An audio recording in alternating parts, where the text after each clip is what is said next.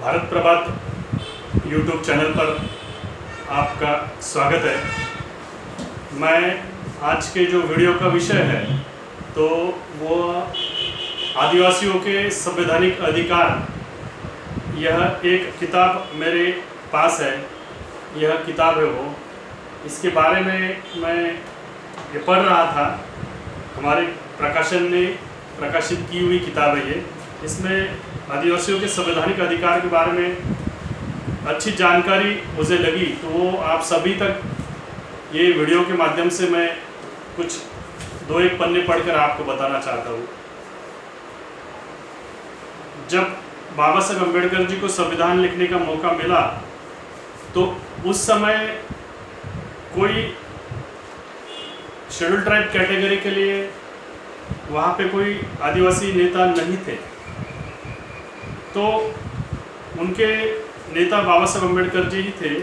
उन्होंने उस समय जनसंख्या के आधार पर नौकरियों में संविधान के कलम 15(4) एवं 16(4) द्वारा शेड्यूल्ड कास्ट यानी अनुसूचित जाति के संवर्ग को 15% आरक्षण यानी सामाजिक प्रतिनिधित्व का प्रावधान किया। वैसे ही आदिवासियों को जनसंख्या के आधार पर 7.5% 7.5% सामाजिक प्रतिनिधित्व मतलब आरक्षण का प्रावधान किया। और वो यहीं तक नहीं रुके, तो आदिवासियों के लिए विशेष सुविधा 5वीं एवं 6वीं अनुसूची जो है संविधान में, उसका भी प्रावधान किया।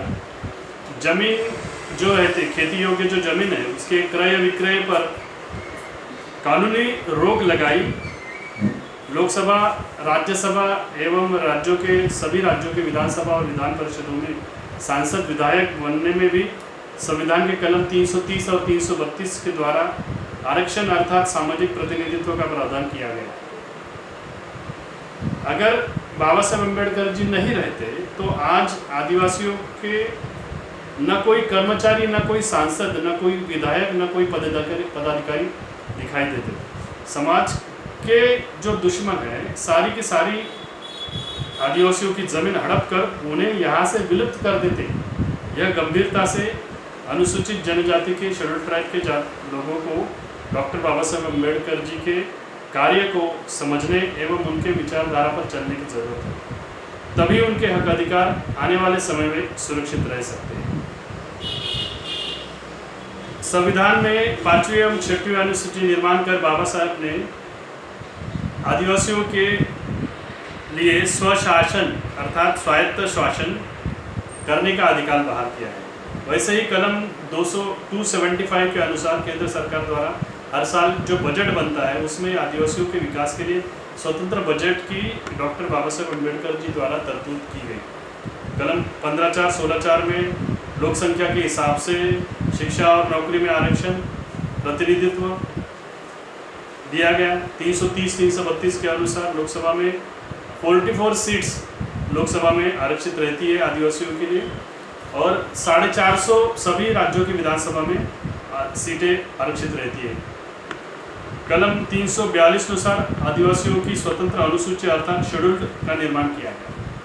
अगर शेड्यूल अर्थात अनुसूची निर्माण नहीं होती और सिर्फ आदिवासी शब्द का ही इस्तेमाल होता है, कुछ लोग हमारे आदिवासी समाज में भ्रांति फैलाने का काम कर रहे हैं कि भाई आदिवासी शब्द का ही इस्तेमाल होना चाहिए था।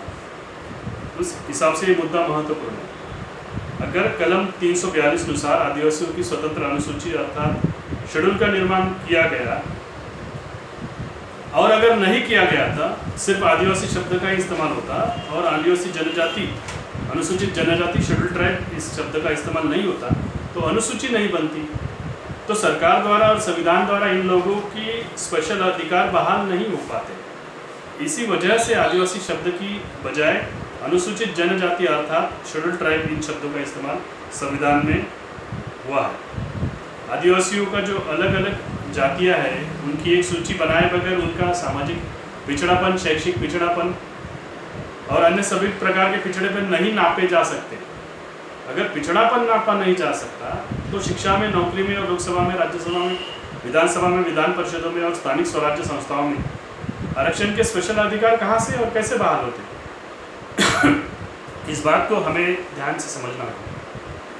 कलम 338 अनुसार 338 के अनुसार आदिवासियों के संरक्षण, कल्याण एवं सामाजिक आर्थिक विकास और उनके हक अधिकारों के लिए अनुसूचित जनजाति राष्ट्रीय आयोग निर्माण किया गया है। कलम 164 अनुसार झारखंड, छत्तीसगढ़, उड़ीसा, महाराष्ट्र और इतर अनुसूचित क्षेत्र स्थित राज्यों को आदिवासियों के विकास और कल्याण के लिए स्वतंत्र आदिवासी मिनिस्टर होने के लिए स्पेशल सुविधा डॉक्टर बाबा साहेब अम्बेडकर जी ने संविधान में की। इसके तहत वो आदिवासी विकास मिनिस्टर बनते हैं। इस बात को ध्यान में लेने की जरूरत है। संविधान के 73वें घटना सुधार के नियम अनुसार 1992 में संविधान का नवा भाग जोड़ के कलम 243 कलम 243 अनुसार पंचायत राज और नगर पालिका और जिला पंचायत में भी सामाजिक आरक्षण का, राजकीय आरक्षण का प्रावधान किया गया है। तो ये सब जो बातें हैं, ये सब बातों को आज के आदिवासी समाज को समझने की ज़रूरत है। उसको इसके ऊपर चिंतन मनन करके वो ये जो आरक्षण, ये जो संवैधानिक अधिकार प्राप्त हुए, इनको बरकरार रखने के लिए, इनको बहाल रखने के लिए संगठित होकर अम्बेडकरी विचारों से जुड़ने की ज़रूरत है।